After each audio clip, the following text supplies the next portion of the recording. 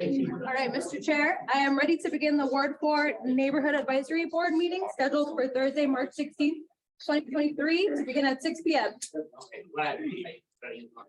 All right, good evening, everybody. My name is Corey Bond. I am the chairman of the NAB4, so welcome to everyone. I would ask if, madam, if you'll do a roll call for me. Yes, Mr. Chair. Brian Harvey. Absent at this time. Renee Kelly. Present. Thank you. Victoria Luck. Absent at this time. John White. Present. Thank you. Richard Simmons. Absent at this time.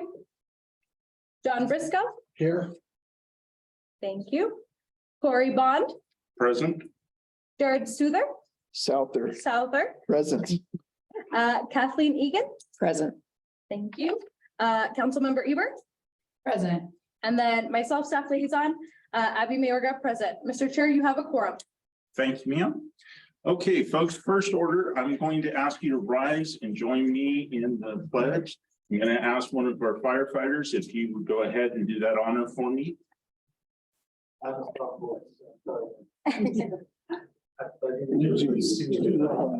Of the United States of America and to the republic for which it stands, one nation, under God, indivisible, with liberty and justice for all. Thank you very much, everybody. Real quickly, I am going to ask if you have your cell phones on, please turn them to vibrate, or if you have to take it, please step outside and feel free to take it outside. Okay. We are going to go into public comment. Anyone that has public comment, please let us know. We do ask that you would fill out a request to speak form and hand it over to our folks here. You do have 3 minutes, so do I have anybody? Yes, Mr. Chair, we have one public comment, Mr. Gary. Feel free to stand up. Hey, Hello. Mr. Gary, so just remember, I need your name for the record, and that's the other thing, folks. If you're going to speak, please make sure you announce yourself for the record so we get the minutes on the record. So you can come up here, you can stand I'm there. fine right here. Thank you. You're welcome, sir. Gary Overholt, Ward 4. I was here a month ago on February 16th. At that time, I opposed the truck parking out on North Virginia. I believe it was LCD 23-00044 as a 24-hour operation. If you're putting 64 trailers in there, you know, in when they said 1 to 3 days, if you look at 1 day, that means there's a truck coming in and out of there every 22 minutes. And that's all day long. And I don't know if you guys have noticed, but all these 24 industrial operations, it's like an industrial construction site with all these backup alarms going on in my backyard. I can't watch TV because all I hear is backup alarms. The other concern is when those drivers are out of hours and they pull into that, they're probably not going to go anywhere. They're going to park in there with their trucks running and take a nap because they're out of hours. That's a federal mandate.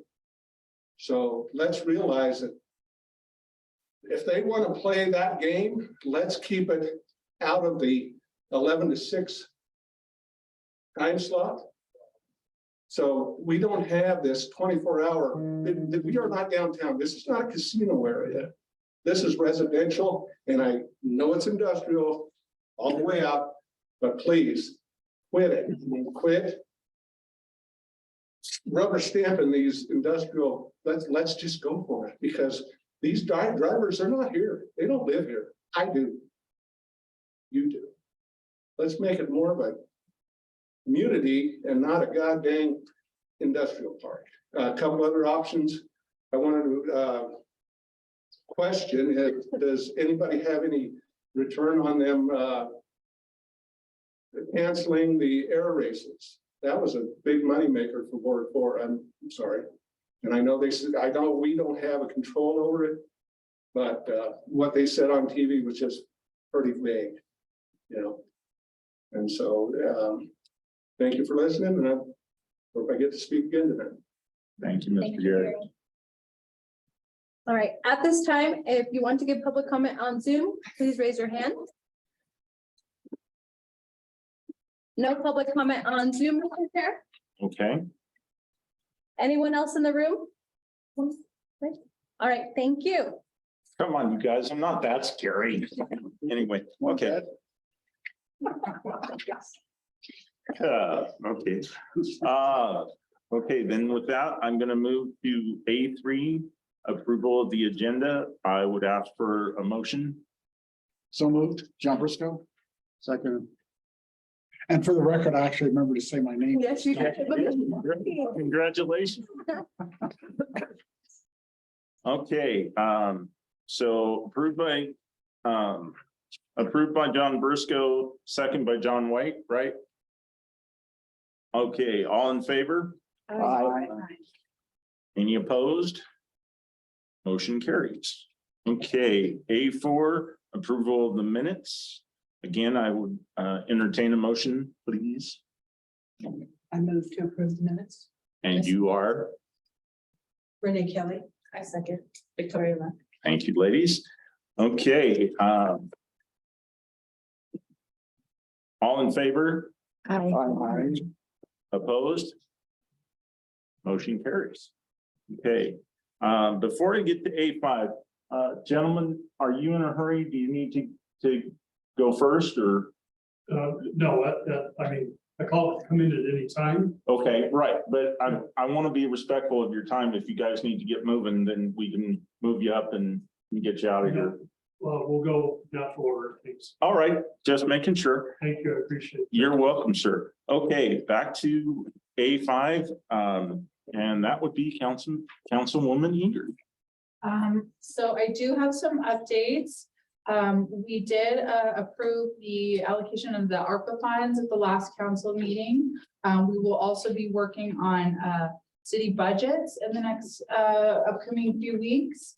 There's also some legislative updates that'll be happening over the next couple of weeks. I don't really have a lot of information on that yet. But with the firefighters here, we did approve going forward with the new fire station downtown. They'll be moving into what's currently the downtown police station after the police move into their new police station, which was the former Reno Gazette Journal building. They'll be building a brand new fire station downtown, which is long overdue. So that's some great news. Sorry, I have some notes here too. I apologize. We did have an accident on 395 with a couple motorcycles the other night. I guess everything is settled with that. It was just a one-time occurrence with a couple motorcycles. And the apartments that came before council that will be put in right here, they were approved. So there will be 192 apartments going into the lot right over here. So those are my updates for now. If anyone has any questions. Can you describe what the ARPA funds do? Those are from COVID relief funds. So we have some allocations going to seniors and Parks and Rec and geez, I'm drawing a blank. Other, Abby, can you help me out with this? Yeah, so I would say Parks and Rec was the biggest one. Yeah. They just kind of renovations for all the different parks. You hit that one. I don't remember. A lot for senior A lot for senior services. citizens. So that'll be a whole chunk. If you want further information, I can definitely get it for you. Feel free to contact me Oh, and we can get the breakdown of everything. yeah, Community Health Alliance as Oh, yes. well. Yeah. So just kind of reinvesting back into the city with some COVID relief funds. Yeah. Well, when I was looking at the breakdown of the funds that were distributed, there was kind of a lower budget put in for helping leases out and tenants and stuff like that. Is there any reason why that wasn't? I more of a thing? can't really speak to that. These funds were allocated before I was elected. Yeah. So I don't really know what the decision-making process was behind that, Yeah. unfortunately. Yeah. I mean, maybe Abby Yeah. could get more. So info on Victoria, that. with the, I think you're talking about the affordable housing portion that was allocated or It housing in was general? that. Yeah, in the Yeah. chunk. So with that being said, I know that the county and other areas specifically got bigger allocations for affordable housing. And there was multiple rounds of ARPA funds. So the first couple rounds went to housing. So this is just like an additional portion, which is why it doesn't seem like it's as much. But other sectors also got for housing, for affordable housing. And that accounts for the businesses as well. Correct. It was for businesses as well. Yes, Okay, yes, So yes. that's the same. Okay. Thank you. You're welcome. Okay. Anything else? No? Okay. Very quickly, welcome Victoria. Nice to see you. Thank you for joining us. Oh, and welcome Kathleen. She's our Yeah. newest Ward 4 NAB member, and thank you so much. for I'm back. joining. Just letting you know, I was a former Ward 4 NAB member, and before that, I was on the CAB as well during Bonnie Weber days. So I've been around a while, back and forth, and taking care of grandkids, and I'm back. Thank you so much. We are happy to have you, even though you kicked me and screaming. Anyway, okay. Okay, A6, staff liaison. So Abigail. I'm Abigail Mayorga, community liaison for the record. At this time, I don't have a report, but I know we have a lot of activities coming in April as soon as like the weather clears, so we'll have more updates in regards to those events that are occurring in Ward 4. Okay. And Councilwoman, if you'll pass along our gratitude to the city staff. I mean, the roads are, I know it's tough, but we do appreciate the efforts that are made. So Yeah. please give them our best. Yeah, we really try to be proactive and put pesco barriers and sandbag stations and all of that, and really just try to get in front of the storm. So really happy that we didn't have any flooding. Yeah. And the big thing now is the manholes. So the drains are being cleaned. Now that we don't have the snow, now we're dealing with the drains. So again, please pass along our appreciation. Yeah. And just a reminder to everyone, if you see nasty potholes and things like that, please submit to Reno Direct. So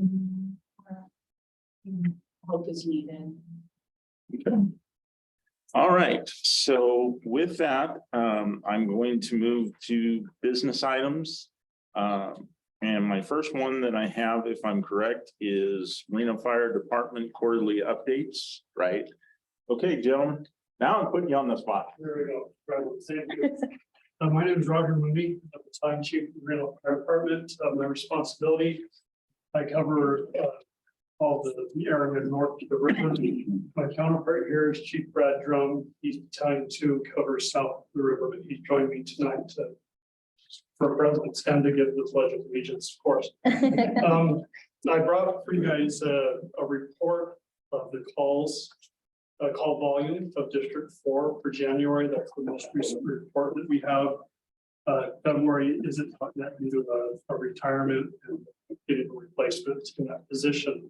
So I'll pass these around as I'm letting you know here. The first column on the top of the page shows our stations. Ward 4 is covered by Station 2, Station 9, and Station 10. Station 2 is on Sutro near the old Hug High School.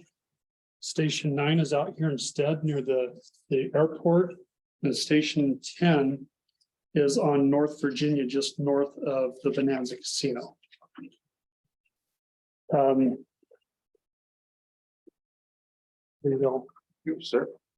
So if you look at that, total call volume for Station 2 for the month of January is 362. As you go over further, the call volume is broken down between fire, EMS, public assist, good intent, hazmat, and then false alarm calls. Station 9, again, that's the station out here instead. They ran 257 calls in January, and then Station 10, 186 calls. These are overall call volume for the city of Reno for the month of January or February are tracking a little bit higher than this time last year. We believe in part because of the snow. than just the number of vehicle accidents. Fall victims, slip and falls on ice. But that's basic information there on that. So is there any questions that any of you might have for fire? Please. Renee Kelly for the record. When do you anticipate the paramedic program actually going into it? Okay, it's a great question. It actually started today. Oh, It's within the Reno Fire Department, we've hired 6 paramedics that are part of the fire department, but they're not firefighters. So they function strictly as paramedics running off of an ambulance rescue unit. They are running out of Station 3, which is on Moana, with this being a pilot program, starting small and then in hopes to be able to grow bigger from that. So that's primarily where we'll see their efforts, but it has, today we went live with it. So, yes. I'm just confused. This is different than the old Mr. Briscoe. program you had. Mr. Oh, Briscoe, I'm sorry. Yes, your name. you sir. did it for me. Thank you. I appreciate it. The old system, Renzo is a primary medical provider for ambulance care.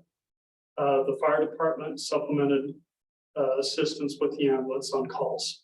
So this new system, again, it's called a single role medic, and it is fire employees functioning in that same ambulance role. Oh, And there's still, and Brad, you can join in at any time to help clear this up, but they're supplementing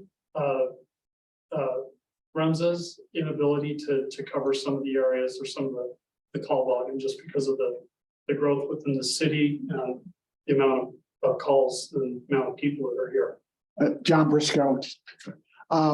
Is this plan to supplement or replace the current REMSA system or the past? Brad, can you add to that one? Our fire trucks and fire engines, 2 separate vehicles, they always are staffed with paramedics. This single role is now a dedicated transport group, and as of right now, we're only supplementing Okay.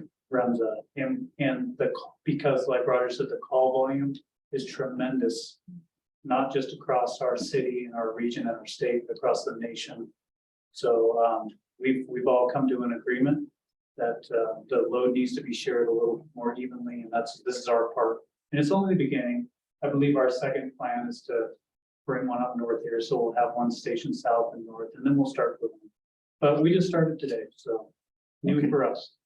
John Briscoe, thank you. You're welcome. Kathleen Egan. So a question on that. You said 5, that means 5 units or 5 employees? It's actually 6 6. employees. 6 employees, Yes. and how many per unit? There's 2 per, 2 per unit, yes. We run 3 shifts, an A, B, and a C shift. So there's been 2 medics hired in that position per shift. So and are they currently assigned to certain stations? Like you just mentioned that we don't have one assigned to the north yet. that's correct. They are all assigned to Station 3 with 2 working off of each shift, 2 on A shift, 2 on B, and 2 on C.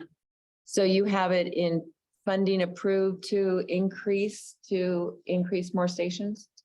The funding has not been approved, but that is hopes for future as this program shows success, which I have no doubt that it will. Funding will hopefully grant money to different avenues of that to be able to fund it. Okay, so that's missed out. And as a second question, do we have any, are there any brownouts in effect right now Any brownouts? Brownout that- with any of your stations? So all current stations are currently online That's correct. and fully staffed. Every seat is staffed, every rig is running. Wonderful. Online, correct. Thank you. That's important for us. Thank you. I'm Jared Souther. Just a question of, I've heard in the past discussion about unifying Truckee Meadows and Reno Fire. Is that something that's still in discussion? It appears to be always on the table. I 30 can't years. speak to where we're at on that progress. Thank you. John, Yeah, John White. Has your department been notified or in any way being known about nationwide use, trying to address the EV car crash issue. I know the lithium ion batteries are a problem everywhere, but now I just reading about the new electric Corvette's gonna have some kind of a lithium gel pack. So the technologies are changing for what they first came out with. We saw Tesla on the road. So those things are incredibly hot. They generate their own oxygen or whatever heat. So nothing you have, water is not the answer to those things. That's correct. But we don't- Well, water is, but, I mean, current approach on a lot of this is to just pour copious amounts of water and eventually the water wins. We don't have enough water here. I understand that. And, as technology advances, we as fire are trying to keep up, in that process, but there isn't anything better right now than water. So, but it's on everybody's radar, and Yeah. so, Well, it's highly toxic and polluting besides not even like a lead acid batteries. They know how to deal with those, put some, baking soda on it, and you're okay. But right, this stuff is so toxic that the area may be permanently poisoned for a long time after a crash. right. So, I have to defer to, the environmentalists to help out on that part, and we'll try to do our best with the tools that we're given. at the time being.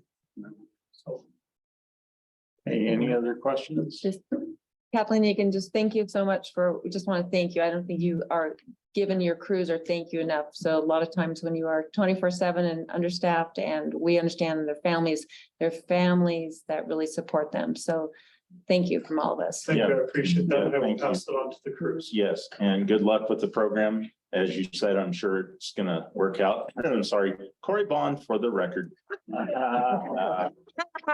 I almost forgot. Okay, anyway, good luck with the program. I'm sure, as you said, there is a great need for it, so good luck with it, and I hope it does a lot of good like we think it's going to. Great, thank you, appreciate that. And thank you for doing And Gary, You're welcome. Mr. Gary. yes, Mr. Gary. Gary Overholt, for the record, sir, with your 3 stations covering Ward 4, Sutro, Virginia, and Stead, with this new apartment complex, 192 buildings, plus all the high density out on Lemon and Military, and the increased growth, do you feel, and let me pause, thank you, because when we do have an accident, Reno Fire Department's the first one on the job. I mean, they're there, even before the police or the Renzo. So thank you very much.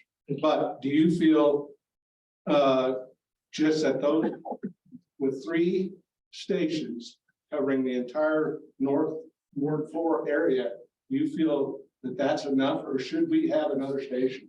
Well, I can tell you that anytime growth happens, be it single family dwellings, businesses or apartments, our call volume goes up with that. We absorb it. Our guys keep, I could bring this same report this time next year after those apartments are built. And there'll be a marked rise in numbers. And so, of course, I'm trying to be a little political in answering. Yes, I think we would always be happy as firefighters to have more stations. But I can also tell you, as more stations may not be readily approved, my men and women will continue to absorb the call volume, and they'll do it without complaint, and they'll continue to have a quick response. I thank you for that. They got to sleep and eat too. Absolutely. Thank you. Yes, you're welcome.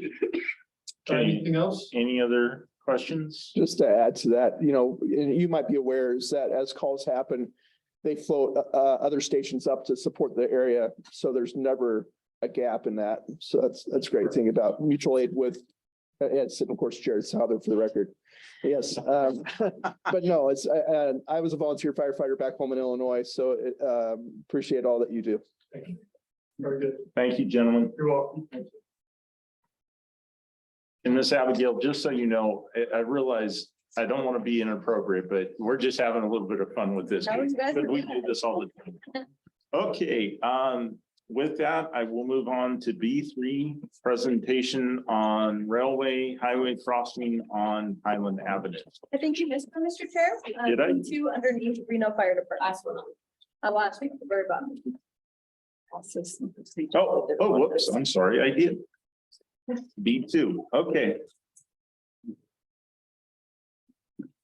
Hi, everyone. I was here at the last neighborhood meeting, so I recognize a lot of you. My name is Grace McAdin. I am a senior management analyst with the Development Services Department, specifically within planning. We've been having a lot of questions, especially with some new NAB members coming on. How does development work? What kind of projects does the NAB see? They see development happening, but they didn't see the project application come forward, or meeting dates changing. So they just some questions answered of how this process works, so they can have a better understanding of what their role is in that process. So to start with just a really high level, because obviously we're not going to be able to get into everything tonight, but let's say, restaurant comes forward to the city and they say, I bought this piece of property and I want to put a restaurant on it. So how do those steps kind of work? So the first step would be, well, is a restaurant even allowed in this property that you bought? Hopefully it is. So we as planning will work with that applicant to kind of look at our use tables, look at the zone of the property they bought and see, what is allowed there. The second part of the process is, how is this designed? What are they going to build? How high is it going to be? How far from the property lines are they going to be? We have about a 600-page document that governs design and use and everything of that nature. So we would look at this zone and we would say, here's the parameters of what you need to build in, and here's what's allowed. So they would, probably hire a professional, create these drawings, send them to planning, and we would work with them through that process. Obviously, building design, same process. The only difference is sometimes you'll have, with the site design, you'll have site constraints such as drainage ways or super steep slopes, or adjacency to residential or some sensitive uses that we'll want to take into account. And then the last part of that process is the business license process. So they do all the design, and usually that's the most exciting part of the process for a business owner. They finally get to get that process rolling. And through the business license process, we look at it, fire will look at it, building will look at it. Everyone looks at it as one final check to make sure that this use is allowed, that the building is safe to occupy, and that the business is ready to open. So what triggers a process or a project to be reviewed? So oftentimes there's projects that can go straight to building permit. So like I said, we do have this 600-page code, and this image on the right hand of the screen, that contains about 20 pages of our code. And this is what we call our table of allowed uses. So it lists out every use you could really think of: commercial, residential, industrial, offices, anything like that. And then it lists all of our zones throughout the city. So you would take your zoning district with the corresponding business you'd like to open, and you would see if it's permitted in that zone. If it has a P in that box, that means it's permitted by right. You can go ahead and open your business. Obviously, there's some other things that might trigger an additional review, like the site constraints we talked about. What is it adjacent to? How high are you building it? Things like that. But generally, if the use is allowed, you can go forward. So within this table, there might be an M or a P with a little footnote by it, a C. There's a bunch of different code words that we use, I guess, in this table. And that will signify that they have to go through another discretionary review process. So this body will see things like conditional use permits, which I'm sure you guys are familiar with. You'll see things like tentative maps. You'll see things like zoning map amendments. If it's an administrative review, that's only 30 days. So it doesn't give the applicant a ton of time to go through multiple processes. So they do have a 30-day review. It's super condensed, and this decision is issued administratively. So that's not something that this body would see. Then there's also processes like abandonments and annexations. These go straight to city council because they're more policy decisions. These will also be applications that this body will see. So really the only thing this body doesn't see is administrative review and building permits. So like I was just saying, what triggers the NAB review? Any development project that is not administrative or a building permit. So I kind of ran through a couple of those, but I'm sure you guys have a more extensive list of the projects you've seen. And we will require that the developer comes forward and this is the first step in the public outreach process. Sometimes they'll come to the neighborhood meeting and everyone has concerns about one common theme. And this will trigger maybe a delay in the process where we don't go to planning commission right away. We want the applicant to kind of work some kinks out. And so sometimes you guys get that yellow or orange or pink postcard in the mail, and it has a tentative date on there. Unfortunately, sometimes that date changes. Once we send out a legal notice, that date can't change. And if it does change, we have to send out a new notice. So that's kind of the questions we've been getting of why does the date change? And we try to be as consistent as possible, but we also don't want to push forward a project that may not be ready yet. So once we send out the legal notice, that one's good, but you can always check out to see the current dates of these applications. So I'm getting ahead of myself, one slide ahead. Like I said, this is the public postcard that a lot of you have seen in the mail. The courtesy notices are sent out the first week of intake. So staff hasn't even had a chance to look at these projects yet. So it is really a tentative date just to try to get that input further along in the process. And we used to not do this courtesy notice. And unfortunately, we got a lot of complaints because people said, well, wait, you're sending me a notice 10 days before the hearing. I have no opportunity to make comment. It's not even going to change the project at this point. You know, what's the point of sending out a postcard at all? We were like, well, that makes a lot of sense. So we started sending out these courtesy notices to really try to encourage that public participation. The public notice postcards are legally required by state law. And so this has to be sent out 10 days before public hearing. We can't change that process. We can't change the radius we notice. We can't change really how we notice. So we try to do both just to cover all of our bases, but the legal notice goes out 10 days before the hearing.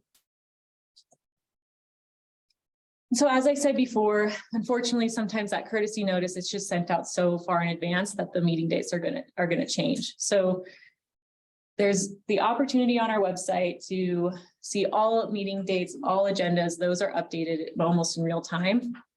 As I said, once those legal notices are sent out, that's as good as gold. If it does change, you'll get a new notice in the mail. And you can always call us. Whoever the project planner is, they will have a phone number and an email at the bottom of that postcard, and you can reach out to them with any questions or updates or anything like that. So you can sign up on our website. We have all of our newsletters online. You can sign up for which newsletters you would like to sign up for. And that can help keep you up to date on what's happening. And that way you don't have to keep going in and checking and checking and checking. So this will automatically notify you.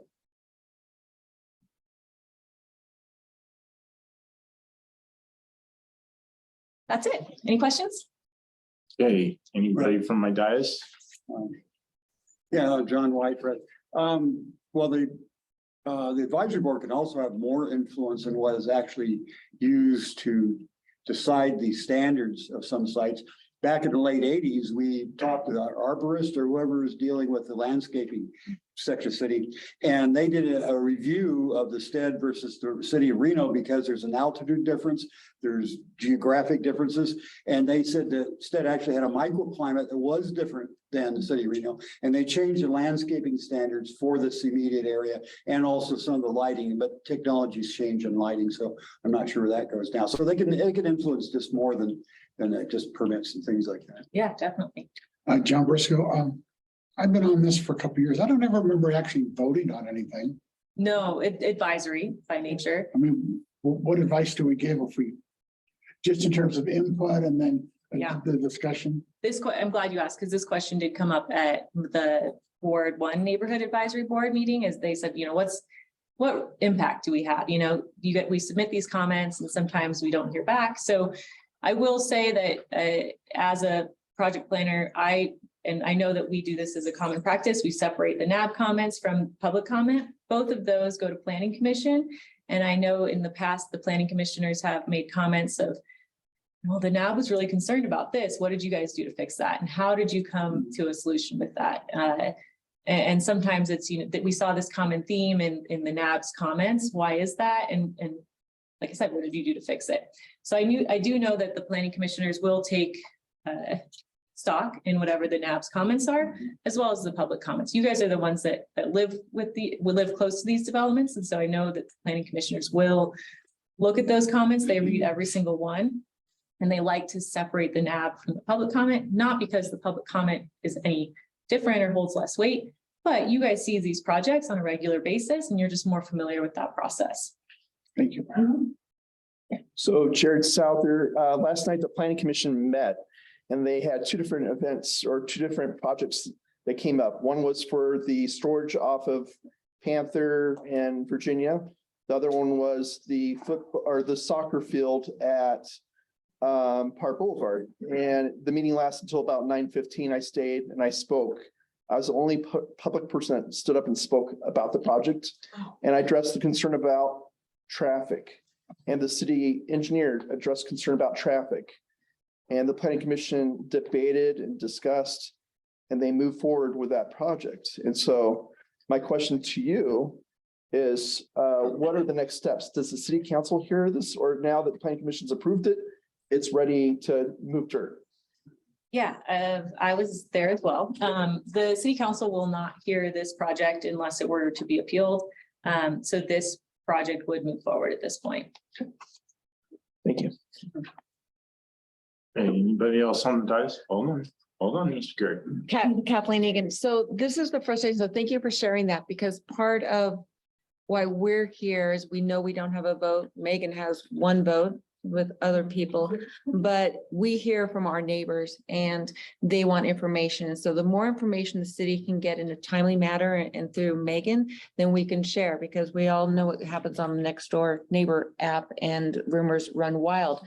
But the frustration is that many times for your department is that these notices and we have a presentation at a NAB meeting, and I've been doing this for many years from the county and the city, is that decisions are made before they even come for public comment. For example, zoning change. Remember what happened in January? Your first NAB meeting as our new elected city member, and the developer that was there, the biggest concern was the change of the zoning, which was approved before we had public comment. So that then our citizens feel, well, we don't have a vote. And what's not fair about that is because many of us have spent hours and hours when we did the master plan. Every time the master plan goes into play, you ask public to support. And those of us who have sat in those meetings and many difficult conversations of why zoning for master plan is so important. And then 2, 3, 4, 5 years later, we have a zoning variance approved when we had very good reasons why we wanted to keep an industrial versus commercial versus our residential. And there was very good reasons, because we were thinking about the growth for 20 years from now. But someone comes along, a new department, people in a department, people in the city council, and they change the zoning and they give variance after variance after variance. So that frustration then bubbles up to your trying to do your job, which you can't control some of these as well. So how we can help actually our citizens have a voice before the zoning change, before another variance. That's what we would like as citizens, and my neighbors want to know. How can we get ahead of this? What information do we need to do? Not our NAB meeting agendas. We need the city's agendas. If there's a vote on a variance, we have to get ahead of that before a few months later, oh, here's the developer coming to tell us about it, but the city already approved it. So those are those type of things of communication of how, when a planning commission meeting, a city council meeting, where if our voice as citizens really do matter, but it's the timing, because there's too many times we find out after the fact the decision's already been made. So I'm off my soapbox. Sorry. I will say this to respond, because I totally understand the frustration. And this is honestly why we tried to come to. This is explain the awesome. Thank process, and we want to be available. The hardest thing is when we have a project, we don't get any comments. And then all of a sudden, the day after the meeting, everyone says, wait, we had no idea. So we try with these postcards and the big yellow signs. When we kind of think there's going to be a bigger project, we try to meet with people ahead of time to get that public comment ahead of before the project's approved. Yeah. So I hope that it doesn't discourage. I obviously can't speak to any project in particular, but I hope it doesn't discourage public comment, because it's really hard from a staff perspective to do anything when you have no one saying anything. So if you are opposed or if you have questions or concerns, I will say continue to reach out so that we can show the developer, it's not just me who's concerned about this, it's these neighbors who also have the same concern. So it's just helpful to have that. Okay, Cory Bond for the record. Abigail, something I would like you to look into, and we had this prior and it kind of went away. We had, after or before the council meeting, if you signed up for it, they would send you out a printable copy by email of the council agenda. Yes, so we And still have that list. I would like to know how we can get on it because I was on it and then all of a sudden, There's a lag. Yeah. I'm not on it again. I'm not on it right now. And I think that would be a big help. Also, I want to say, for Bonnie and for Megan, it's very hard because folks come here and they are their constituents. And unfortunately, they get bogged down and they don't, everybody's leaving and the council folks don't get out of here until 20 minutes after everybody's gone. And I understand it, but at the same time, what's happening is, again, going back to what Kathleen said, and I'm not on my soapbox, but anyway, what she said to piggyback is that people don't feel like they have a voice, and then all of a sudden, and I've seen it happen, the constituents come and they want us to fix it like right now, like do it, walk out of this building and go take care of what we want you to do. And we try to be sympathetic. And I know Megan is and Bonnie was too, but we can't do anything. It kind of ties our hands. If the constituents can't get the information prior to what was said. So, okay, Mr. Carey. Gary Overholt for the record, on special use permits. What is the channels that go through that? Because I believe you said we do get notified in the NABs and have a voice with the special use permits. Is that correct? So we have two, just to clarify, we have two different types of use permits. One is a minor conditional use permit. That's only a 30-day review process. This is something like a restaurant wants to add alcohol or usually those types of small changes. Those are 30 days, they're administrative. We do issue a decision letter and you do get notice, but it does not come to the NAB. The conditional use permit, this particular type of use requires a conditional use permit to be in this zone. That does come before the NAB and you are noticed for it. It's a public process. And, are the developers or the leasers, whoever's applying for those conditional use, special use permits, are they determined to be present when they're asking for it? And how do you go about either agreeing or disagreeing with special use permit? Yeah, so we have very specific findings for each application. And so for us, it has to be black and white, right? Because we can't just say, well, we like this one, but not that one. So we do have findings within our code, that 600-page document I was telling you about for each application type. And if we can make those findings, then, we write the letter of approval. We can add conditions to that application as well. So that's kind of how we get to either a yes or no on that project. I'm not sure if that answers your question. So, yeah, and who does it go to get approval? In what department? So planning will Planning. get the actual bulk of that and they disperse it to different departments. So business license, building department, public works, other types of people who might need to see that. Yeah. Thank you. Cory Bond for the record.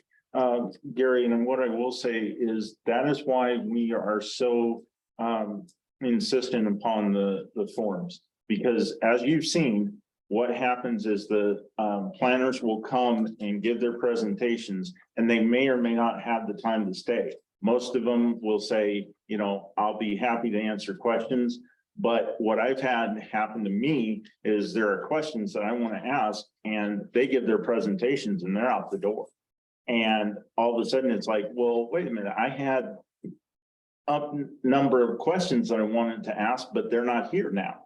And so again, that's why we emphasize the request forms so that Abigail gets it and then she passes it along to the different departments. And because other than that, the only other way is to go to the meeting directly and give public comment there. So that's why we emphasize those forms so much. Gary Overholt, yes, and sometimes the 3 minutes does, as you said, 3 minutes, even if you get a chance to speak, isn't usually enough time to get your questions out there and some of the concerns that you want to voice, because it's like, time's up. Right, So you need to realize that people have concerns for their neighborhood. Oh, yeah, But absolutely. it's like, oh, time's up, sorry. Absolutely. And again, that's what I said before. We invite the public to come and speak, but we also say, look, you have to understand our perspective. If there's not time, we're not trying to be rude about it or unprofessional, but we do have a time frame that we have to abide by. And so again, that's why if you don't feel like you get your questions answered, which I understand happens quite often, then that's why we insist that you fill out the form, because I can guarantee you, because I've been involved with city for a long time, the forms do go through Abigail or whomever, and they get to the appropriate departments and make sure that they are seen. So, okay. Before we move on, Mr. Chair, I did want to go over this. It's kind of derailing a little bit, but this is the website where you can sign up for those specific newsletters. I think the one that would really benefit most of our Ward 4 community would probably be the planning one, or the development projects. So that will kind of give you a notice through your email that you choose to put immediately. And I know they do a really good job of doing them pretty consistently, like almost weekly, because I get them too. And any other ones that you're interested in that may apply to you. So feel free to sign up. The website is available for you, and I can give it to you after as well. Additionally to the public comment topic on our agendas as well as online, and I'm going to pull it up. You can obviously submit the forms via paper in person, but there's 2 other ways as well. You can do it by sending an email to cityclerk@reno.gov, and that email is monitored by the whole team, and reno.gov/public comment. So I'll walk everybody through it. But it gives you an opportunity to submit public comment in various ways if you can't make it to the meeting, or if you're just not necessarily comfortable going in person, which is totally fine. Additionally, you can also call the phone number listed 775-334-2030, and those phone calls are also sent to city council and planning for people to listen to, and they are played at the meetings. So I do want to put that out there for those who want to continue to give public comment. Yeah, so. And again, just real quick, Corey Bond. And again, I will tell you guys, I've done it. I used to sit at city council and just listen. And people would ask me all the time if I was there for a specific topic, and I'd say, no, I'm just here because I want to learn. And it was really informative. And as Abigail said, they do play the messages for people that leave comments either with Reno Direct or on the telephone. They do play them at the council meetings, so the dais is aware of concerns. And I'm just telling you this because I want you, the constituents, to understand that yes, we do our best. And again, we're not perfect, but we do our best. So. Okay, Thank you, guys. thank you. Grace. Okay, moving on. Now I'm at B3, correct? Correct. Okay. All right. Presentation on railway highway crossing on Highland Avenue. Gail, I'm not sure how we want to do this, but I'll be your van. this is for slide 12, so you may not need to pop it up until we get there. Okay. Unless we need to use it. as- Oh, Vanna, you're doing a wonderful job. Hey. Ah, Breaking the ice for me, thank you. All right, thank you everyone for the opportunity to speak. My name is Lacey Tisler. I am the Chief Traffic Safety Engineer for the Department of Transportation. And I'm here to talk to you a little bit about the Railway Highway Grade Crossing Project on Highland Avenue and a little bit about the program. A few of you may remember that we had a similar presentation in October on the Silver Lake. This is the same program, so some of this you may remember it. All right. So the project overview, this one is on Highland Avenue. The DOT crossing is 833-586K. And it is on Highland Avenue between Evans and Beach Street. The scope is to install the safety upgrades at this at-grade rail crossing on Highland Avenue. Construction will occur in the spring and summer 24. And the reason we're doing this is to reduce the frequency and severity of vehicle rail crashes, enhance pedestrian safety, and improve general safety for all road users. So this is funded using the Section 130 program. The Section 130 program is a federal requirement under numerous transportation bills updated in the IIJA and bill infrastructure and or bill by yeesh. I didn't think I was nervous and now I'm acting like it. Wow. I know, I'm so intimidating. I got it. The bipartisan infrastructure law, you've all heard about that, the most recent transportation bill. It requires this DOT, Nevada DOT, and all state DOTs to review, inspect, and perform safety projects on all at-grade rail crossings throughout the state and public or on all public roads, so not just NDOT roads. All right. So what is an at-grade crossing? A couple of you remember this, but very, very simply, it's any time a user on foot or in a vehicle crosses a railroad crossing. So the railroad companies own the track, the municipalities, such as the city of Reno in this case, owns the road. And it's where that intersection occurs. So Highland Crossing is a great example of a railway highway grade crossing. It's owned and maintained by the Union Pacific Railroad, and I just mentioned City of Reno or the road operator. All right, next slide. So why this project? Well, federal requirements to look at safety, number one, and two, this ranks really high on the Nevada hazard index model. And the hazard index model looks at the potential for crashes at locations. So I have a feeling that if I don't say this now, I'll get a question. Do we have train crashes here? No. Train crashes are very, very rare, but they are very catastrophic when they happen. And we do have a lot of users here, especially pedestrians coming back and forth from the university. So that is just a very high level of why it ranked high. And go ahead for the next one. I think these slides could have been combined, so I apologize for this one. But the model that we use, it reviews a ton of different things. One of it's the crashes for the crossing, and that's not just the train crashes, that's also the other crashes in the vicinity. Near misses, the roadway volumes at close proximity, the train crossing and the train speeds.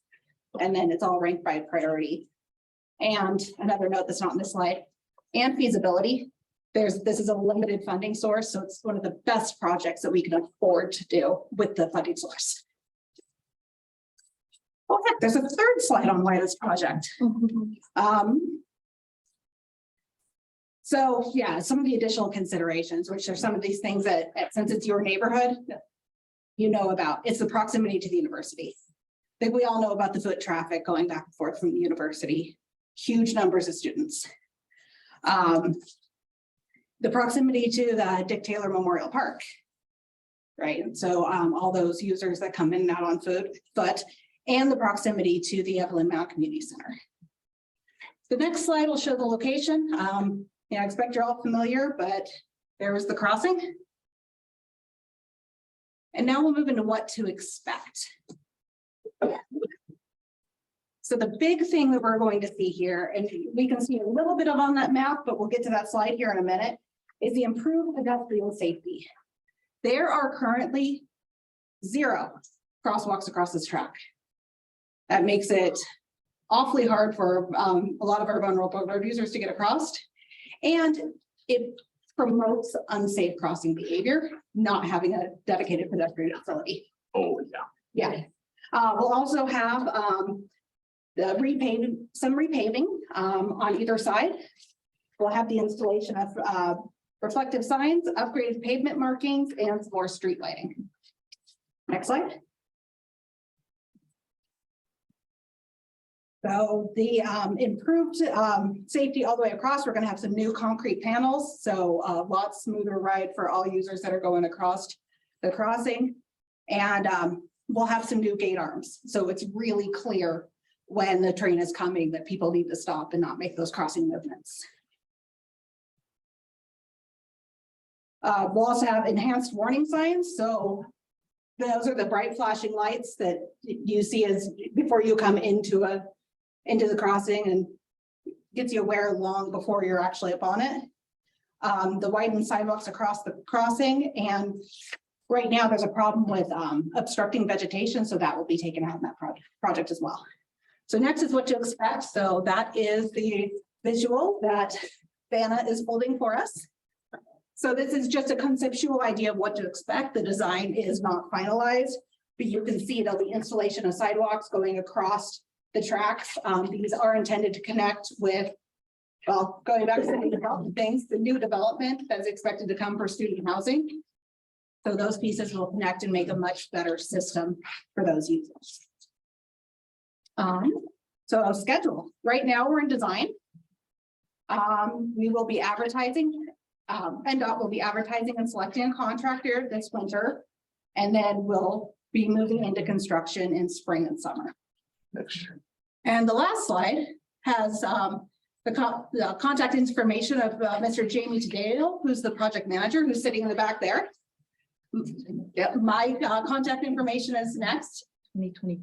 Then we also have Mr. Kurt Dietrich and Mr. Khalil Wilson from the city of Reno, who have been amazing partners on this. And with that, I'd like to open up for questions. And first, I'd like to apologize for being a little nervous. But now questions. Hey, John, Yeah, John Briscoe, how much money is gonna be spent on this? You know, it's probably out of your bailiwick. I do know this, but my brain's, it's about 1.5 million. So And there's never been an accident here. as far as I know, there has not been a crash at this location. I'm sorry, but we're gonna spend $1.5 billion taxpayer dollars to improve an area that it's had to be like it needs improvement. You don't have to answer that. I'm sorry. It's I'm okay. just- So just a very high level overview of the Section 130 program. In around up to about 2010, there was a large uptick nationwide on at-grade crashes at at-grade crashes at-grade crossings and fatalities at at-grade crossings. And this program was enacted to reduce those fatal and serious injury crashes. And we're looking at potential locations because when they occur, and I realize that it hasn't occurred here, when they occur, it is fatal. It is a Like East huge, Palestine, Ohio, like that. it is a huge draw on our law enforcement resources. It's a huge draw on our fire resources. Sorry, I was hoping they'd peek their head up. But it's the impact that it has on those first responders and on our roadways is so severe when there's a train involved. It's not, I mean, vehicle crashes are a big deal. Train crashes are an ordeal. So. Kurt's got something to add, if that's okay. For the record, Kurt Dietrich, city traffic engineer. Also, another kicker with this particular project is there's no, as Lisa mentioned, no sidewalk connectivity across railroad tracks. So this is right adjacent to the university, the student housing on both sides of the tracks. That's one of the goals as well. It's just trying to get pedestrian connectivity due to the university students. Corey Bond for the record. Lacey, I know this area quite well. I used to live just around the corner. And I will say this, at busy times, you're talking 30 minutes max before you can move. Because what we have is we have the lights and everything, the flashing lights now, but all of a sudden you get ready to move, there's nobody in the flashing lights. So you think, okay, it's clear. And you pull out and some kid comes flying across the tracks and you almost hit them. And unfortunately for the drivers, we're going, okay, but they weren't there. But technically, if they're in that crosswalk, then they're in the right. And it just, so I guess my question is, I'm not exactly sure if what's being proposed is going to have any major effect on that. Okay, I'm not 100% sure I understand your concern because I think you're referring to the intersection. Is that the intersection at Evans? No, I'm talking right there at the Judicial College and the You know where the crosswalk, Renee Kelly. You know where the crosswalk, the lit crosswalk is, you hit the button and the lights start flashing. It's probably 300, 400 yards up from the railroad, heading north from the tracks. Kurt, can you help me with that? Yes, sir. Kurt, you're traffic engineer. So we're referring to the crosswalk right at Yes. Highland. That's what And it's about. so there's actually a proposed traffic signal going in that location, Yes. Which is Yeah. Part of the student housing project with the conditions. Oh, really?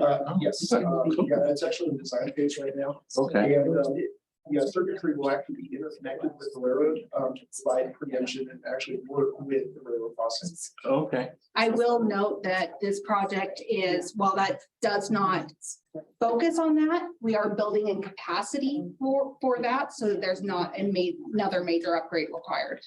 All right. Well, thank you, Kurt. I haven't. I don't live there now, so unfortunately I don't get down there that often, but yeah, I know that throughout my lifetime, it's always been a major issue. So Absolutely. thank you, sir. I appreciate that. Thank you, sir. Okay, anybody else on the dais have any other questions? Seeing none? Up here, one more. Oh. Sorry. I apologize. So Jared Souther, and I actually want to step away from this project and just ask at Silver Lake instead, is that going forward this year or is it already complete? I didn't think it was done yet. That is still in design right now. It's at the ending stages of design and we'll be expecting to go to bid sometime this year. Thank you. You're welcome. Appreciate that. Victoria went for the record on his with the Silver Lake one was design adjusted at all about the turning in and turning out and anything with that? Was that? I don't have that presentation here. Are you referring to the in and out near the McDonald's area? Yeah, There is a proposed center there is a center median in the design. yeah, because we had brought that up that it would be a difficult area. So I'm just wondering if there was any design change or anything to ease on that. Yes, that's when we were in the field and Kurt and I had the joy of being out there together, the turning movements with the platoons of students were very alarming to us in the safety world. And that is something, honestly, thank you guys for approving, because I think it's going to, again, that's a huge risk and we are going to prevent that movement into a platoon of children. And thanks for being our partners on that. Okay. Anybody else? Seeing none? Anybody? No? Okay. All right. Thank you, Dana. Nice job. You were awesome. You did good. Thank you, Liz. No, What that- happened? no, are you kidding? I do it all the time. I don't, though. And I know better. And I'm used to it and I still do it. So don't feel bad. I'll take you to Toastmasters. Okay, Toastmasters. okay, folks, B4-1. Geez. Okay, B4-1 is where we're at, correct? Correct, Mr. Chair. Okay, I'm Kyle Lawson here. 1110 Evans Avenue. Here for the property owner, Mike Cutler. We are proposing to, turn the garage into a coffee shop. So, been working on this project from 2021. So, we have, submitted to the city and we started off with a, minor kind of study and then we were asked to do a disability permit. And so we have submitted that and I think I get that. I work with JRA Architecture and we're working with the Megan project. And so this is the floor plan that we're working on. It's connected to a single family residence. And then they want to turn, you can see on the left, that's where they want to put the coffee shop. Can you go to the next slide? Yeah. Yeah. That's good. So, actually right where that railroad crossing is. Like right. So we're this, zone MF 30. Everything around it is MF 30 zone. The primary function of it is walk-up coffee shops. So we're thinking students are gonna walk up, grab a cup of coffee and head over to the university. And formally, can you go to the next slide? Yeah. So yeah, here's the university. Here's us. Next.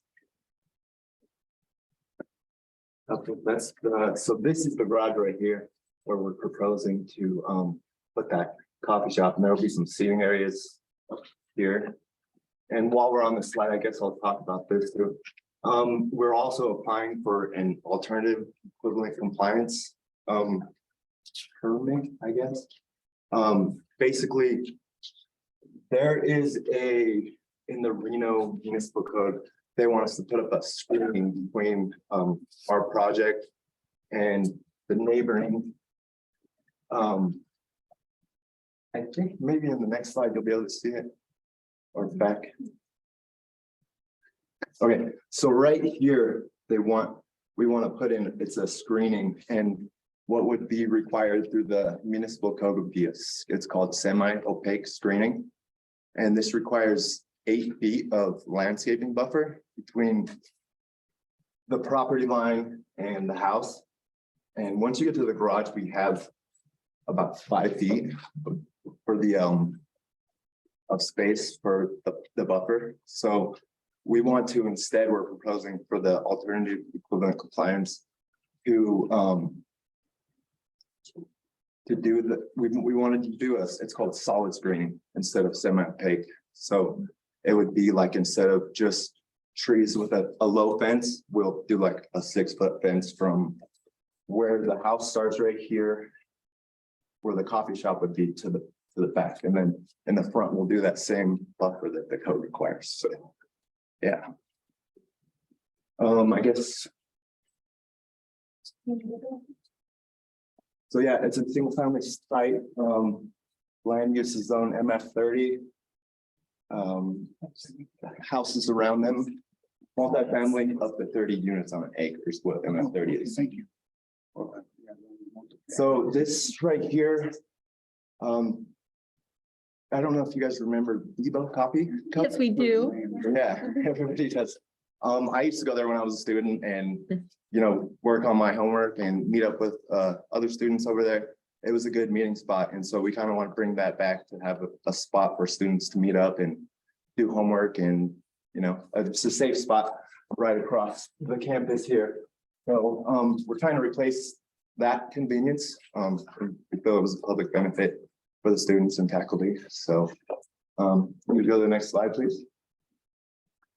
So this is, they just did put in the Crazy D's just over here. I don't know if you guys know that place, but they did something similar to what we are wanting to do there, zone MF 30 as well. And that's what our conditional use permit is, to get us to be able to put this coffee shop in an MF 30 zone. So if you go to the next slide, this here used to be a garage, and then that's a house.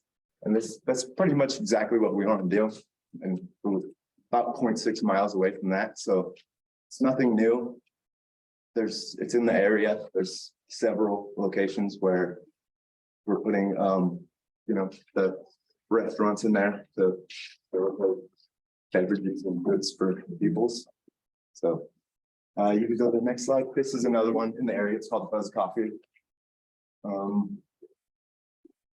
And then next slide. So yeah, the summary of our request is just, we would like to convert the garage into a coffee shop and have a nice place for students and faculty to grab a cup and go to school. So, yeah. Okay, hold on. I can introduce myself really quick, because you can also direct questions here. My name is Brooke Oswald. I'm planner with the city of Reno. This project is assigned to Leah Brock. So if you do have questions or anything, you can reach out to her. It is on, we have the three things. It's that conditional use permit for two things, that residential adjacency for that commercial use, and then to allow for that commercial use, which is allowed in that MF 30 zoning, and that's multifamily 30 units per acre. The additionally is that alternative compliance. Now that's part of our flexibility. So that allows some flexibility. Not all sites or designs work. So we have a 10% minor modification, a major modification, which allows up to 50% modification, but has to go before a planning commission hearing. We have a variance, which is really related to a land or project size. And then we have this alternative compliance. And so as he explained what they are looking at, we have certain code requirements, and what they want to do is do something that we would consider equivalent, but just in a different way. Additionally, this is scheduled to be heard on April 19th at the Planning Commission hearing. Once again, you can get online, provide questions. They can go directly to Leah. You can send your comments directly to the Planning Commission.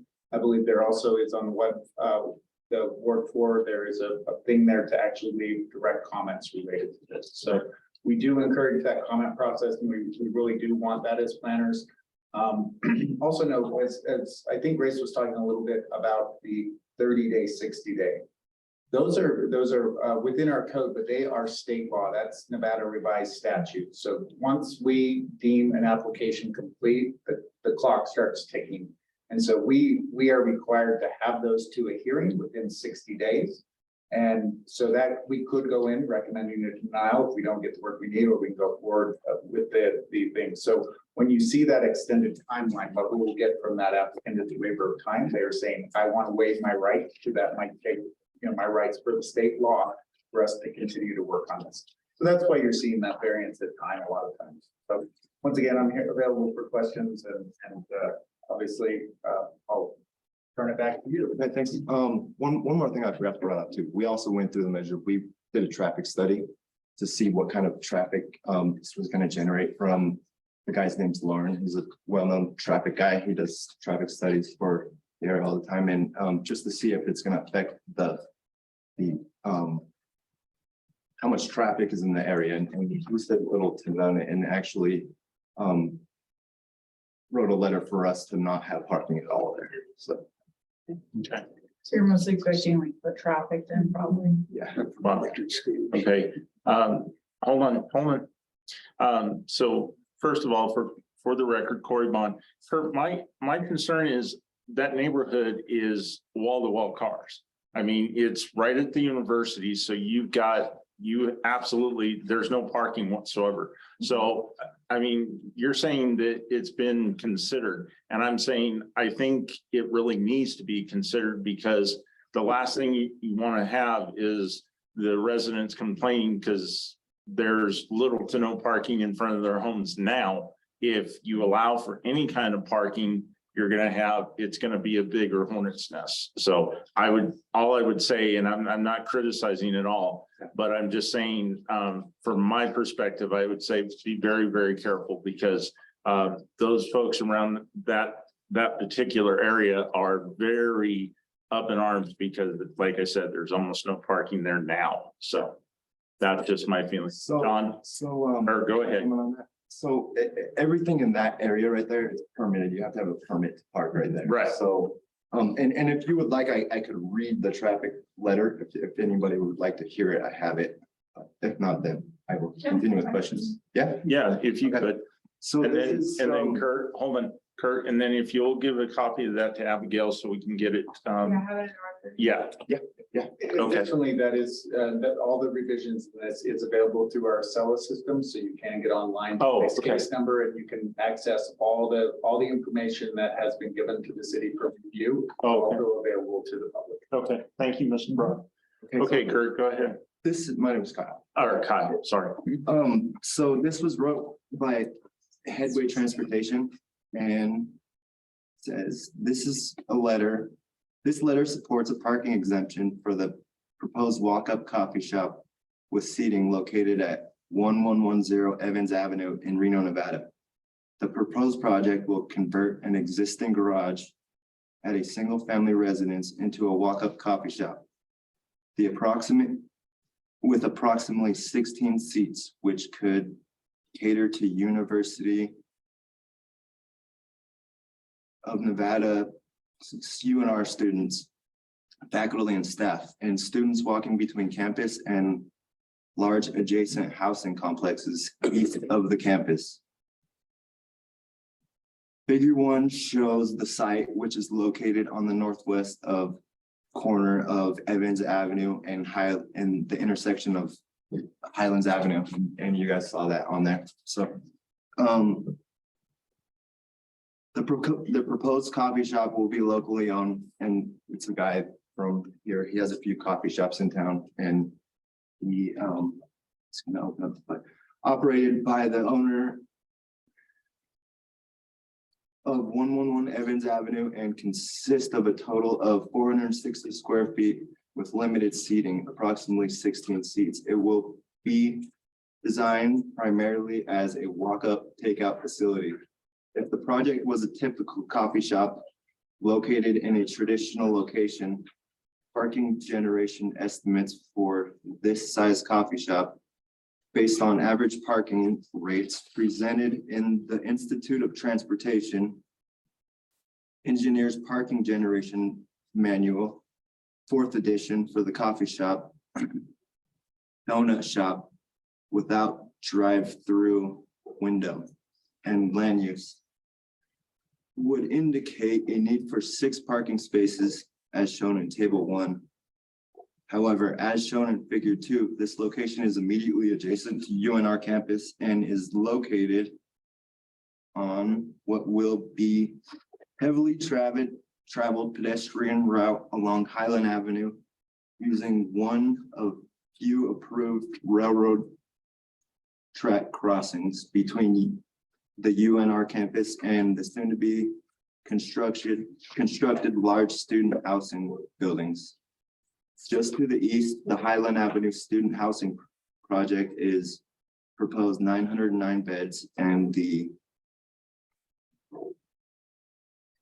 realistic that this coffee shop can be a function as a walk-up takeout coffee shop and would not need on-site parking for its customers base, which is walking rather than driving. Consideration should be given to implementing a 15-minute loading zone on the Evans Avenue curve, specifically in front of the 111 Evans Avenue. While not necessarily a loading zone here could be beneficial and would be better use of the curve than the current residential permit parking, which is not needed for 1110 Evans Ave, since other parking spaces exist for the residents. It is our opinion that a 15-minute loading zone would likely provide a benefit by discouraging any delivery vehicles and the occasional drive-up takeout customer from misusing other residential permits in that area. So we submitted that to the city and they, that they didn't want to do the 15-minute loading zone. So we have taken that out of our plans. So it is still currently under review. Please come in and they are in review. So this type of letter asking for a parking reduction is allowed per our code. It's one of our sections that we allow. It is not necessarily reviewed by another body, but we come in and we require that it's shown with Headway that they refer to that IT study, International Transportation Engineers. We look for a valid study, then we use our engineers to validate that and then take into some other consideration. What would be considered, which was noted in that, is the proximity to the university, large walkability there. We are seeing that multifamily housing. We have a number of our master plan policies that are not only the walkability, but our looking at those mix of uses. And so we're seeing a high density residential housing with nothing below. And so you can see this other way. So this, once again, it is currently being reviewed by the planner. It doesn't necessarily mean we do, but we will continue to work with them. But that is part of that process. Thank you, Mr. Brown. Okay, John.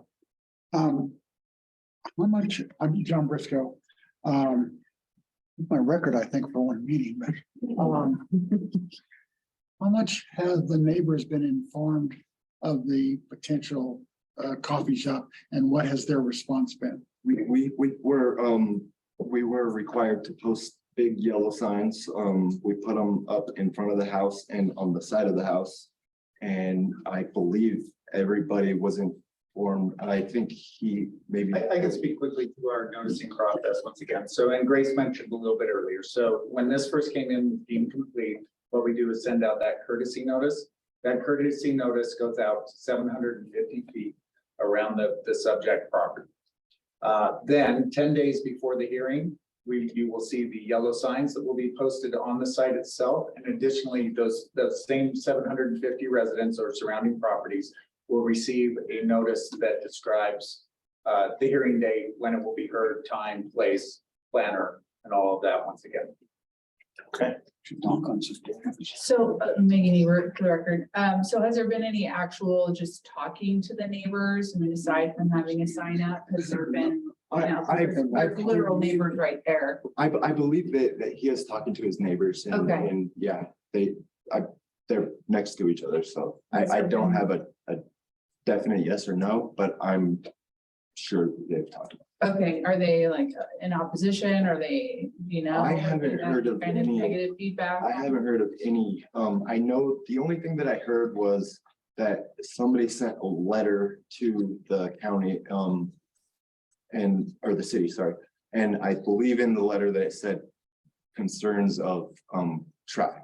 Okay, and then I had two other questions. Will this continue to be a residence or will this just be a coffee shop at that point? So it's a residence. It's gonna, be a residence and a coffee shop. Okay, Yeah. okay. And will the owner of the home also be the owner of the coffee shop or will it be? He'll own the coffee shop and then he is gonna be leasing it out to a gentleman who will be running the coffee shop. Okay, so he won't be living in the house? He will be living in there. So, Yeah. Okay, so he's living in the house, he's leasing out the space for a coffee shop. Yeah. So he won't be running the coffee shop, he'll be leasing it. Mhm. Okay, Yeah. okay. Yeah. All right, that was it for me. Thank you. John White, what are the limitations of this coffee shop? Can it suddenly becoming like selling falafels or sandwiches or is it gonna expand in what it can be doing, or is it? I believe, and he will know for sure, I believe that the requirements for a coffee shop would be a restaurant. You have to have So we look at it as a restaurant use, right? And so it will have to go through the county health inspectors. It'll have to have any proper grease traps or anything that we are serving food. So all that will be looked at. But what as far as when we go to a restaurant, we don't limit necessarily what they can sell at that time or do or sell. But there are limitations that come through the expense of additional things required for food service, hoods, oil, grease separators, a number of those others. Well, there's a difference between just selling a pre-prepared boxed item with the coffee and actually preparing something on the site. Correct. At this time, we don't have anything that would indicate an oil grease separator or anything that would indicate a larger. would you like to hear what the proposed operation would be? Well, no, I just wanted the limitations, that's all I'm asking. Yeah, I was gonna say. And with that, is that gonna change the character of the neighborhood? Or is it, you said there's some other shops like that? Yeah, there's. So that's what the whole neighborhood's developing into. Was it gonna lead to though? Yeah, I And think the what we're whole seeing- neighborhood eventually gonna be all bunch of shops like that? You know, And people aren't gonna wanna stay there, they're gonna wanna move out. Yeah. And there's so still we're- more learning. Working up there, we have the large campus on those adjacent areas. We start to see that private property in those zonings. This is zone MF 30, so it allows 30 units per acre. That's one of our highest density, that's our highest density multifamily use. So we are encouraging higher density residential growth around that. And then on the other side, we've seen 15 to 2,000 student housing units coming in, we are really seeing a boom in that private residential housing in that area. So you're looking at those supportive things with coffee shops, restaurants and some of those things. So there is a neighborhood character that is there, but what starts to protect that is that zoning.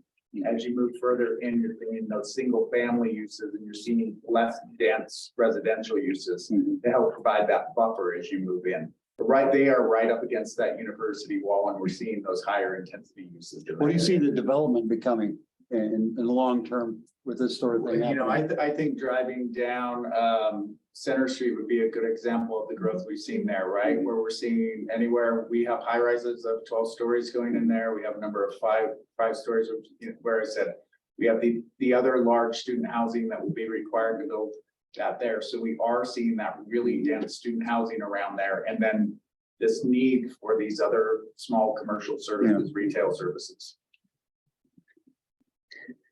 Go ahead. John Briscoe again, real quick, the conditional use permit, what hours are they allowed to operate? So in that area, we do allow hours of operation up to 11 p.m. at night. Now, if they wanted to go extend past those hours of operation, they have to come in for a conditional use permit to ask for those additional use permits. I think as the coffee shop is as it sits now and what they're doing, we probably anticipate 7 a.m. probably till 4 or 5 in the evening.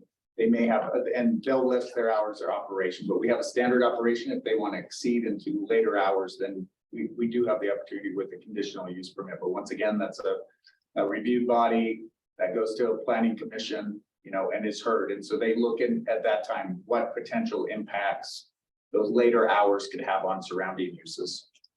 Well, okay, I'm a little bit confused. It's allowed to be open till 4 or 5 or till 11? Until 11 p.m. But I'm with the proposed use, I would anticipate it's they in close proximity to the university, they may be, but they do have that opportunity for 11 p.m. Okay, thank you.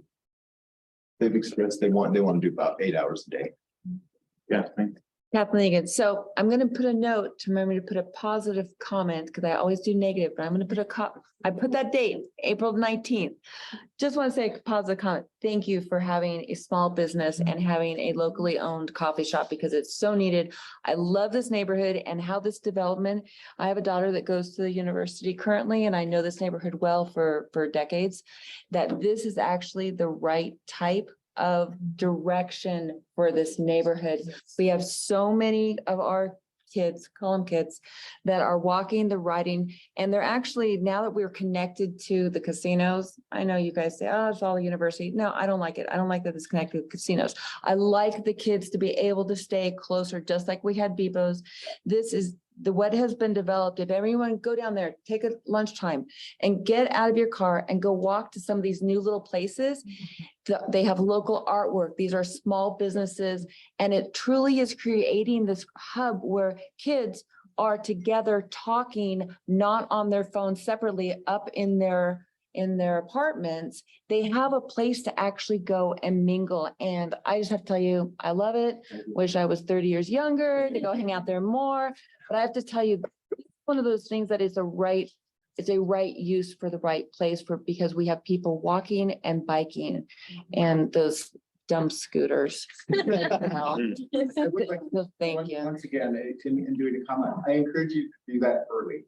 A lot of times we get them late. So if it comes in early, then the planner is able to incorporate those within the staff report. They're attached to the staff report. They become a part of the record anyway, but at that point, the earlier they can get in the feedback they can get earlier, it makes our job a lot easier to make sure that we're understanding what the concerns are. Can we address those concerns? Can we not? Or if there's proper mitigation. I'm excited. I know some artists that would love to hang some stuff up there. If you guys have ever been to that Midtown Feet, that's what we're trying to do on the inside, trying to make it like modern industrial inside there. It'll be pretty cool. For the record, another positive note, and a question. As far as the following this project goes, they don't want you to have the 15-minute loading zone. Do you know how close the next parking area that's not a permit parking would be for, like, say it does grow to something that has DoorDash orders or something? how accessible is it gonna be for those workers, for them to get the orders they go from there? Because that is a harder thing. being a- I'm not really sure, but I do know there, before we were gonna do the parking in the back. I saw that on one of the things, you had like a couple spaces towards the back, like. Yeah, so we were gonna pave all that and do parking, so I mean, it became big enough, we could really pave that area and put parking back there. And would it be like something that would be strictly for like the loading and If the it driver? were, I think, I'm not really sure how it would pan out. The only thing I know is there is that space if we did need to use it and. As far as- And we had looked at it, I think there were some grading cost and grading issues, and so they were looking at how they could start something. I do want to clarify the record. There is the 12-foot loading zone. The reason that the city is not saying we don't want it, is that it can't be done with distances and safety within that property line. There isn't the ability to actually put that in. So it's not, we would, if we had the ability to get it in, it would be something for the mitigation of the report that we would have, but there are limitations with the distances and a number of those things in that it can't be put in along the property frontage.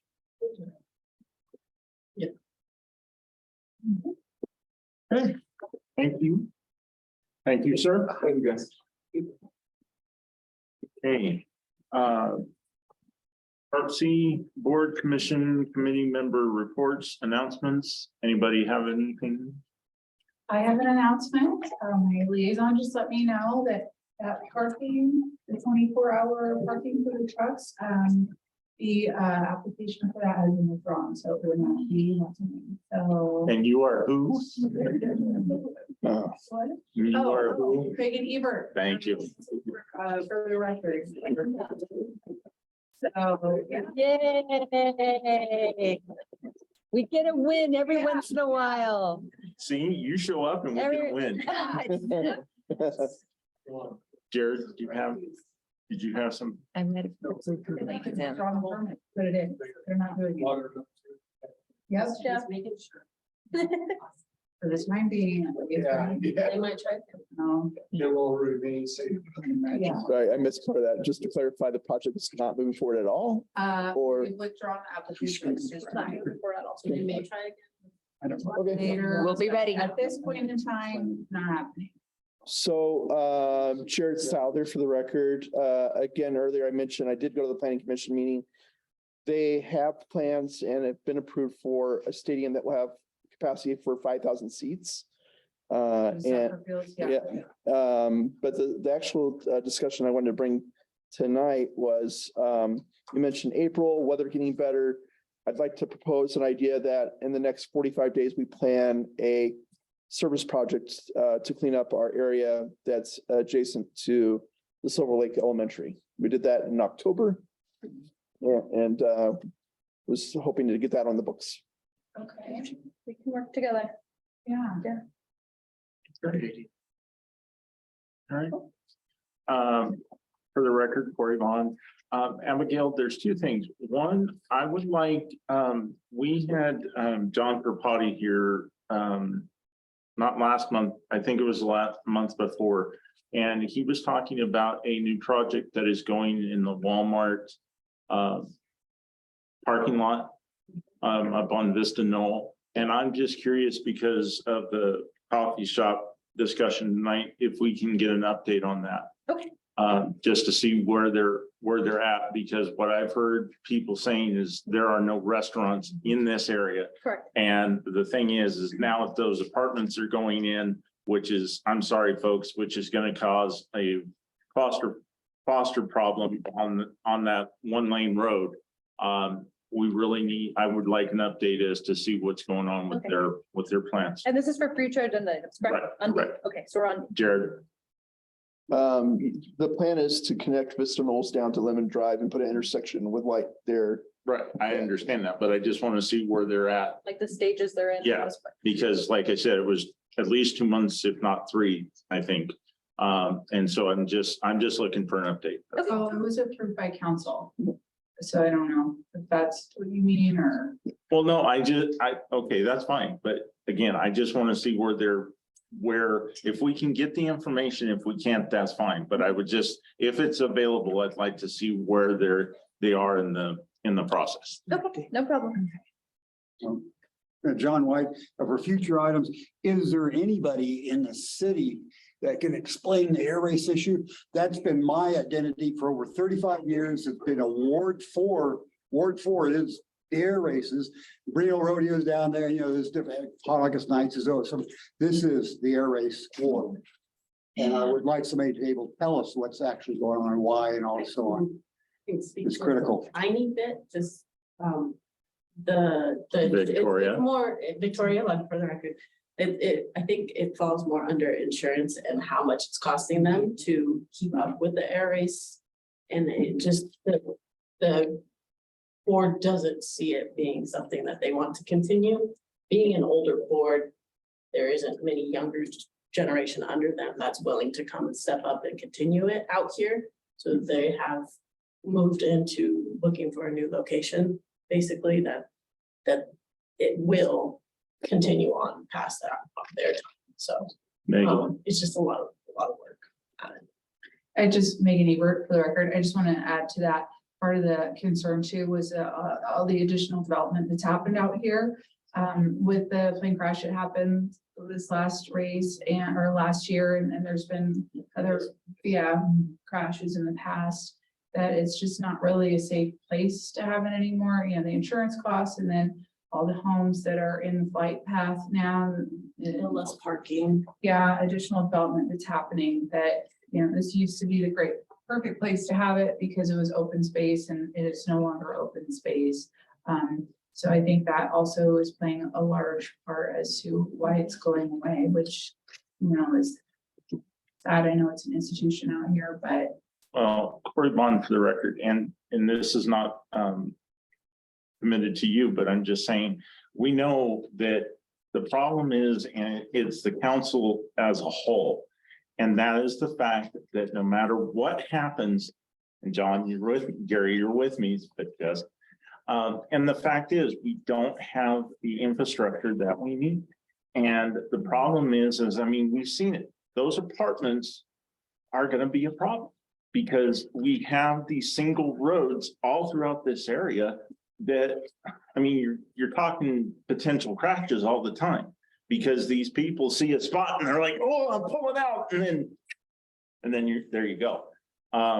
And that's the problem. We're just getting too many projects out here and we're running out of space. And again, I'm not directing this towards you because I understand you're only one voice on the dais, and I understand that probably better than anybody here. But it's just what we're dealing with.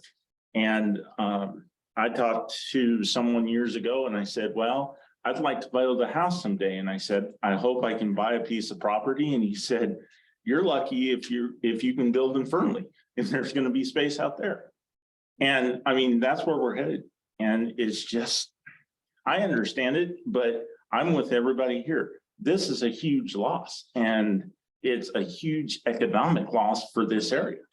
I mean, it is, and I could be wrong, but my understanding is air races and Hot August Nights are 1 and 2 as far as special events in this area. Now, I'm still a big proponent of the rodeo, but it's 1, 2, and 3, and rodeo is 3. And now we're losing it because we're just there's no space to have anything anymore. And people don't understand it and they're fed up with it. And again, so anyway, that's just my thought on it. John White again, more addressed to you, Megan, as our council representative. This area only has some infrastructure and developments because the air race has told the city of Reno, you will make this, you will pave that, you will build this, or we're not going to have air races. Otherwise, this would still look like a ghetto in a lot of stead. I've been here and I've battled with the RTC and everybody else to get things developed out here. And when I started in this area, military was a gravel road. And they only paved that because the air races said, you pave it or we're not going to have the air races. So where that leverage is now gone by next year, are they going to abandon this area?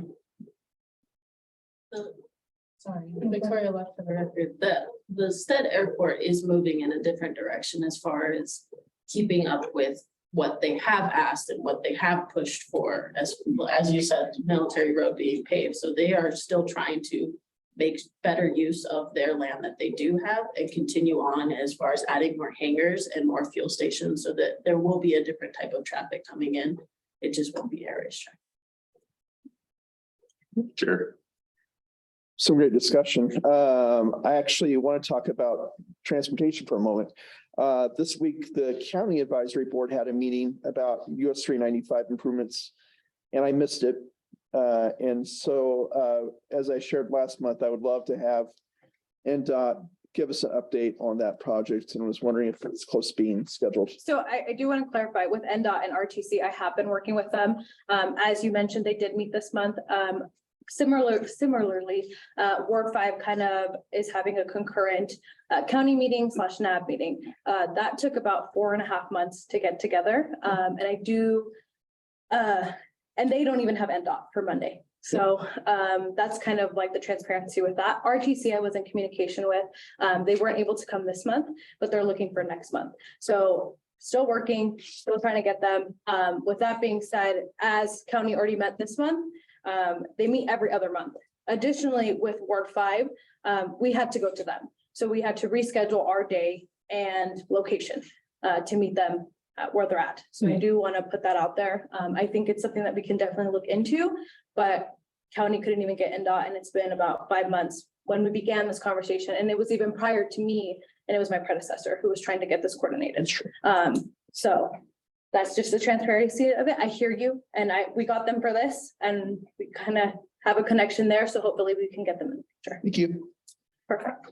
I have one question, Kathleen Egan. Are there any planned joint CAB NAB meetings planned for 2023? No, not at this moment. And they would be concurrent. So concurrent is just a little different than joint because we would just have the same meetings at the same times, but we would go over our own agenda items. But we can't. So what I'm hearing is we would like to. So I will begin planning that. But again, transparency and the time frame and what it kind of looks like. My Ward 5 NAB usually meets, they're rotating, and we're going all the way to Bird Eye next Monday. So, but the CAB does meet here, so I think that's a good. Yeah. Megan Ebert, record. I also met with Carrie Hosky with the city today, and we talked about road projects, specifically what's coming up in Ward 4. And I asked her, she could come to one of our NAB meetings. I haven't talked to Abby about that yet, but that's something that we're going to work on to come out here and just talk about, the infrastructure that is coming up out here. Different projects that we're going to be working on. Okay. Good, thank you. Okay, so for Cory Bond, so for B, future agenda items, I asked for the update if we can from Potty. And then if you guys can look, and I say you guys, Tyler, I'm including you in this. If we can look at getting us back on, us being the ward, getting back on updates from council agenda. Yes. Okay. That's correct. We can sign you all up for the newsletter, so Okay. if that's something you're interested Very in. good. We can just put your emails on there and you'll all start getting the board and commission agendas. Okay. Your emails That works for me. The ones that we have on record. Because like I said, I had them and I think and then sometimes they update the list then they stopped coming. So And Good. Mr. John, I do want to clarify about the air races. I hear what you're saying. What I can do, instead of putting it as an agenda item and getting you that information quicker, and probably to all of you, I can just add that to you if you guys are interested. Because we have had this conversation with Councilwoman Ebert and like, who is it? Who's responsible for this? And maybe we can get that information for you and what that kind of looks like moving forward. So we don't have to wait a whole month because it is in the process. And I think we're working on getting that information for our constituents. okay. So my last thing is public comment, and you're here, so if you want. No, I just, Yes, you do. So give me your name. Gary Miller. Back to the air races and when I moved out here, Luxury Road and all that, and the jets would fly over and they actually rally the gold level above my house, it's never been a problem with the constraints with the condensing around it. Everybody, it's like any airport out there. As soon as you make the changes or adjustments with the airport, they're gonna put more housing around it, then they're gonna have complaints about the air traffic noise. So I just, you know, I think we're losing a valuable asset on the board. They do. Really. Okay. I know the insurance and the liabilities and all that, but they've had that critical, I believe the plane was critical mass, the plane disintegrated in the air and the engine ended up in one person's backyard, the fuselage. Now, the poor pilot didn't make it either, which is part of the racing. But when you read their obituaries, it said they did what they died doing what they loved. You know, nobody's forcing them into those cockpits. Right. So I'm saying, I'm sad to see it go. I hope there's some way we could convince them to continue. But they've already put it out there that it's going away. Yeah. So no reason to not continue to fight a little bit more. I did hear that they're gonna have an air show though. So they're still gonna have an event there. So I don't know if that softens the blow at all, but yeah, no, I agree. Yeah, but I have to say, as somebody that lives in their flight path, you know, hearing about plane parts landing in yards, like that is a concern for me. You know, we joke about air races being free for the residents. I say, yeah, we just go out in our backyard and look up. It is, I could see the safety concern aspect of it. They are building a lot of homes out there. So I can see why it's not maybe the And safest. I would spot say, anymore. Corey Vaughn, for the record, I would say, for you with young kids, it would be, I would think it would be a big concern. I could be wrong, but I would think it would be a bigger concern. Since there are young kids involved. Yeah. So, okay, with that, I'm looking for a vote for adjournment. Moved. And you are? John Christopher. John White, Second. John White, okay, all in favor? Aye. Any opposed? Thank you, everybody. We are When done. I was on the county advisory board, we had the maps that the FAA allowed. And that's why there's